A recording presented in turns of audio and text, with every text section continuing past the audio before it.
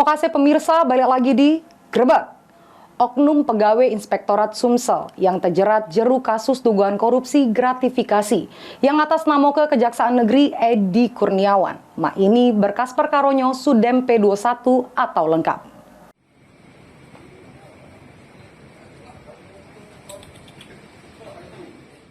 Oknum pegawai Inspektorat Sumsel yang terjerat jeru kasus dugaan korupsi gratifikasi yang atas nama ke Kejaksaan Negeri Edi Kurniawan ini berkas perkaronyo Sudem P21 atau lengkap. Dari data yang didapat, berkas perkara tersangko Edi Kurniawan ini sudah lengkap dari Senin 5 Februari 2024. Sehingga ini tinggal nunggu tahap 2 penyerahan tersangko dan barang bukti ke jaksa penuntut umum. Singgo jeru waktu dekat ini tersangko tinggal nunggu disidang ke perkaronyo.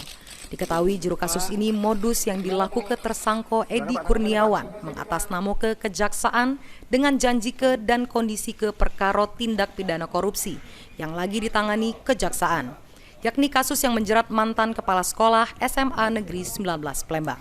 Dan atas perbuatannya tersangko dijerat dengan pasal 12 huruf E, subsidiar pasal 11 Undang-Undang Nomor 20 Tahun 2001 tentang suap dan gratifikasi korupsi. Lutfi, PAL TV.